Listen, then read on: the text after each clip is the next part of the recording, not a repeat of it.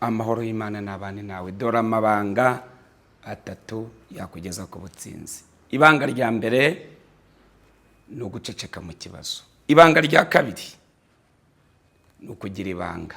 Ibanga rya gatatu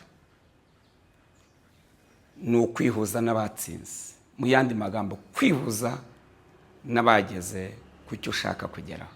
Amen. Reka twihute rero sesengura aho hantu. Igitabo cy'Imigani 25:15 Bibiliya iravuga ngo kwitonda ukarindira byemeza umutware kandi ururimi rworoheje ruvuna igufa. Muvandimwe, Yakobo yatanze inama yatanze niyi. Yakobo 5:13 aravuze ngo mbese muri mwe harimo ubabaye nasenge. Gusenga ni ukugira ngo utimana, ni ukugira ngo wimane amakuru. Iyo utangiye gusenga uba urimo imanya amakuru mu gihe wakomeretse. Hari igihe uba wababaye cyane, none warangiza guceceka bikakunanira, none byarangiza byakwanga, warangiza ugatanga amakuru adakenewe. Kandi ayo makuru utanze niyo makuru azongera akakugiraho ingaruka mu gihe wavuye muri cya kibazo. Irinde gutanga amakuru yawe ujya kandi ari buhice. Benshi bajya bahura n'icyo kibazo. Igihe wakomeretse ugahura n'umuntu ukahita umufungukira umutima kubera ko ngo aje kukumva ariko ntabwo ari igihe cyo kuvuga. Salomo yarabivuze mu gitabo cy'Umubwiriza 3 ngo ari igihe cyo kuvuga hakabona igihe cyo guceceka.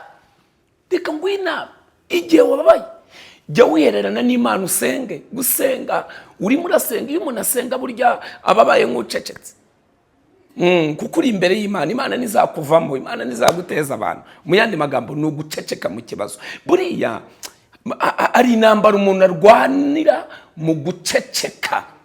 Ntabwo abuha amakuru bose siko bishimiye, suko bababaranye nawe, kereka bafite za ndangagaciro za yashuti nakubwiye. Ndagiye nkubwira uyu munsi wa none, tangira wige guceceka mu kibazo. Igihe wagihuye n'ikibazo usenge. Ibanga rya kabiri, ijambo rya kabiri ryakugeza ku butsinzi ni ukugira ibanga. Samusoni yari butsinda Abafilisitiya kugeza igihe abarangirije, ariko ikosa yakoze yameneye ibanga Delila. Amena ibanga ryaho ubutsinzi bwe buri. Ubutsinzi bwe bwari ubuhe? Bwari buri mu musatsi. None atanze amakuru, umusatsi barawogosha. Ubwo hakurikiyeho iki? Hakurikiyeho gutsindwa. Umunsi wamenye ibanga ritumutsinda, umenye ngo waduye azakogosha. Nakogosha ntabwo uzabugeze ku cyo ushaka. Ibanga rya kane, ibanga rya gatatu ryakugeza ku butsinzi ni ukwihuza n'abatsinzi. Gato kwibanga kugira ngo nagutera gusigara bitekerezaho. Hari igihe rimwe na rimwe uvuga amakuru y'ibyo uzakora, ukavuga imishinga kandi utarabona ubushobozi, ukayibwira abantu batari bya bintu wari umubabwira, ejo wajya kubona ukabona babikoze.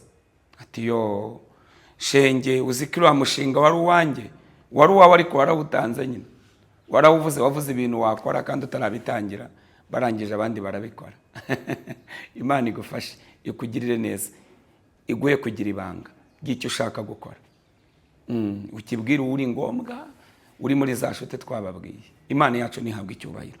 Ibanga rya gatatu rero ni ukwihuza n'abatsinze. Kuko abatsinze bo ntabwo bazakurwanya, kuko ibyo ushaka gukora bo babivuyeho, barahageze, barahari abantu batsinze bafite umutima mwiza, bashaka no kuzamura n'abandi. Abo bantu Imana iguhuze nabo, iguhuze n'abakomeye, iguhuze n'abatsinzi. Na Salomo yarabivuze ngo guhura n'abakomeye. Niwe yavugiye mu Migani 18:16 ngo amaturo y'umuntu amuhesha inzira akamugeza imbere y'abakomeye. Rero aya nayo ni amabanga yabasha kukugeza ku butsinzi. Imana iguhuze nabo, Imana iguhuze n'abo bantu, Imana iguhe bino bitatu, nawe uzabashe kugera ku nzozi zawe.